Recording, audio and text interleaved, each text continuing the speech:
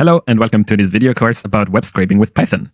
In this course, you're going to learn about the pipeline that you go through when scraping the web for information. And we're going to talk about the different tools that you use with the main focus on the browser, the requests library, and the beautiful soup library.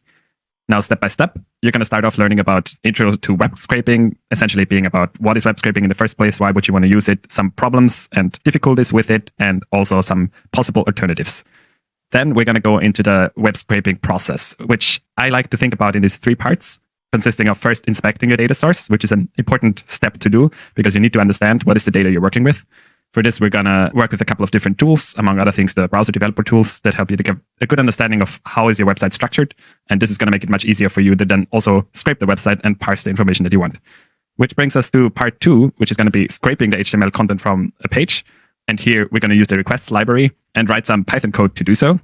You can see that in the basic example, you don't necessarily need a lot of code for doing that, but there's more complex scenarios that we will touch on, and I will give you some pointers if you're working with more difficult to scrape websites. In part 3, we're finally going to talk about parsing HTML code using the beautiful soup library. And this is the part where you go and pick out the information from the page content that you scraped before and use your browser also to investigate what are the pieces that you want and that you need and write the code to actually fetch that out. Now, this is going to be an iterative process where it's important that you use both your browser to inspect the information, that you have a good understanding what's going on, so that you know which code to write to pick out that specific information. So here we're going to talk again a bit about part 1 and inspecting the website and just make sure that you understand this is an iterative process where you write code, check the information on the site, and then write some more code. And in the final part, I will present you with a Jupyter notebook that has a couple of questions and steps prepared for you that you can work on in order to practice these skills that we talked about in this course and to build out a pipeline that scrapes a couple of pages in one go and picks out specific pieces of information related to a job board that would then be helpful for you to customize and make it your own project in a way that you can build out a job search tool that might be interesting and helpful for your own job search. Okay, let's get started talking about the introduction to web scraping in the next lesson. See you there.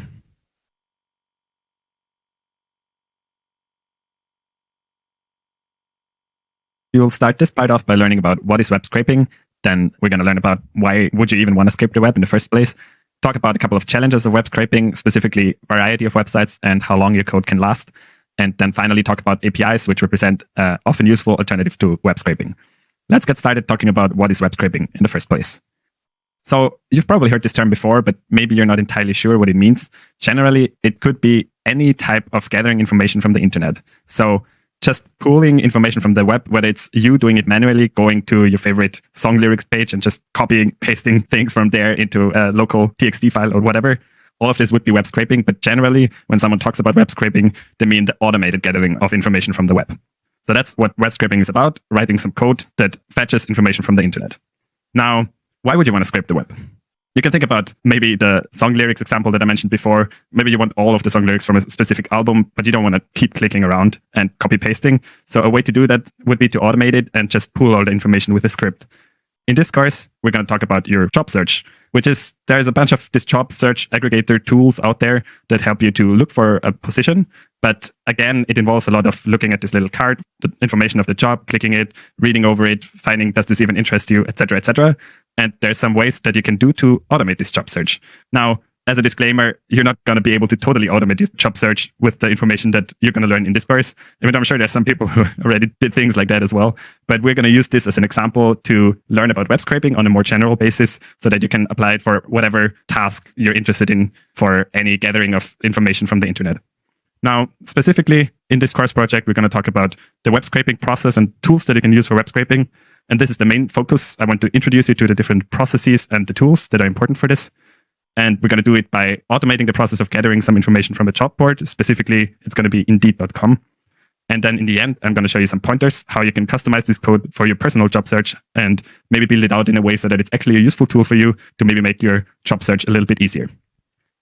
Okay, now that you have an idea of what web scraping is and why you would want to scrape the web, in the next lesson, we're going to talk about what are some challenges of web scraping. See you there.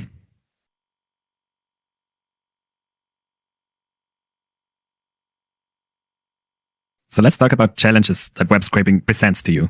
First of all, I want to talk about variety.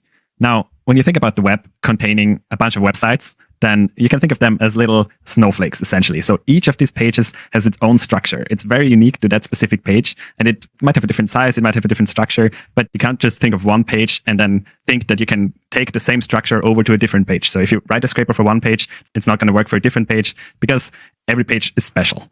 So you're going to have to get to know each page individually and write a scraper for that specific page in order to be able to scrape the information from it. Practically, for us, it means if you're looking at a job board and you write code to scrape the information from one job board, you're not going to be able to apply that same code to a different job board. Because every page is unique and has its own structure that is specific for that page. And this is one of the challenges of web scraping that we want to subsume under the term variety. Now, in the next lesson, we're going to talk about another problem that you can run into with web scraping, which I call the durability problem. See you there.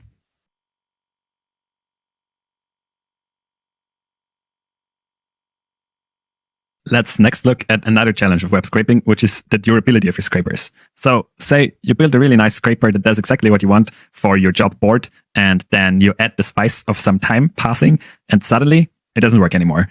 That's a very, very common scenario when you're building scrapers for any site out there. And the reason being that websites change. So their structure doesn't stay the same because people keep working on them, improving them, changing something here, changing something there. And if the website changes that your scraper is customized to, then your scraper is going to break. So this is something that you have to be aware of when you work with web scraping, that the work never really ends because the work on the websites never really ends. So if there is a change on the website, you're going to have to adapt your scraper accordingly. In terms of durability, this means that your scraper plus time always means a bit of worrying about it and a little bit of work getting it back up running. Usually, if you have the scraper built in the first place, the website doesn't change completely, so it's just going to be a small fix, but you have to stay vigilant in order to make sure that your scraper is still working. So as a sum up again, the two main challenges of web scraping are variety. Every website is different, so you have to customize your scraper to the individual structure of a website. And second, durability, meaning that websites change over time, which means that your scraper is going to break and you're going to have to keep it up to date. Now, in the next lesson, we're going to talk about APIs, which represent an alternative to web scraping, and they don't necessarily do away with these problems of variety and durability, but they can alleviate it a little bit and make the process of gathering information from the web a little bit easier. So let's talk about what APIs are in the next lesson.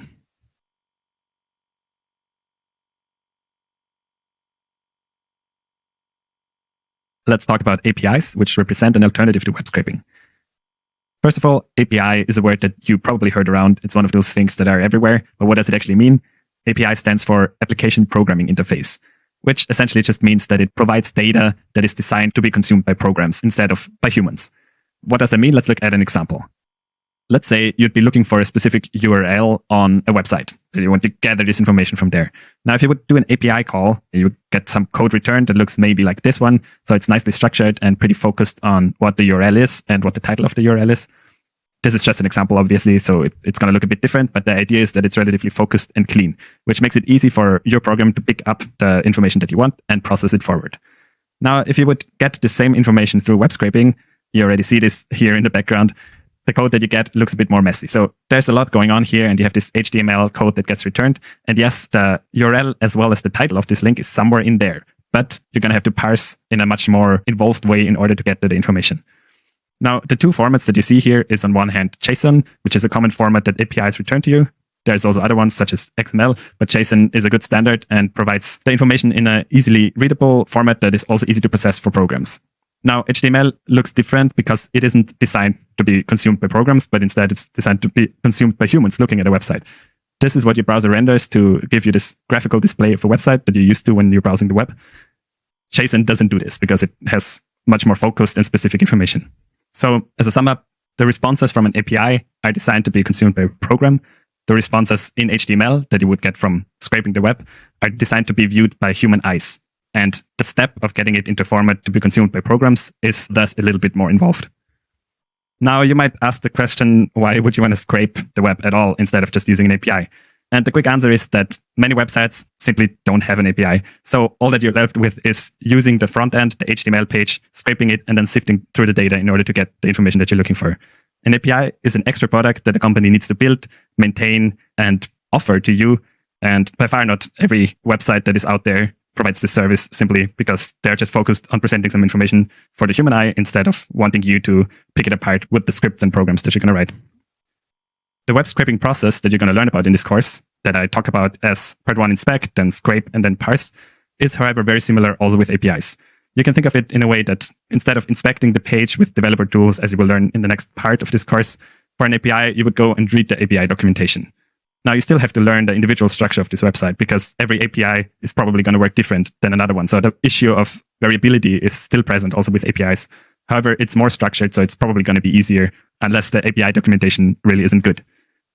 The next step of scraping the data relates in an API to making an API request. This is relatively similar to the web scraping step, only that the request that you make is not for the human viewable HTML page, but instead to a specific API endpoint where you get the JSON or XML data that you can then process forward. And finally, the step of parsing the information is going to be a lot easier with the API because, as you saw before, you have a much more focused and structured format, which is easier to pick apart with your programs than the HTML is going to be. So the parse step here is picking the information from this structured response that you receive. Now, to sum this up, if you can, if there is one, then use the API. It's probably going to make your life easier. And for everything else, there's web scraping. And with this, I want to sum up this first section of the course, where I give you a quick intro to web scraping, what it is, why you would want to use it, what some problems are with web scraping, and finally also talked a little bit about APIs. And in the next part, we're going to move on to actually starting the web scraping process on the example job board, indeed.com. So I see you in the next lesson, where we start off with part 1, inspecting your data source.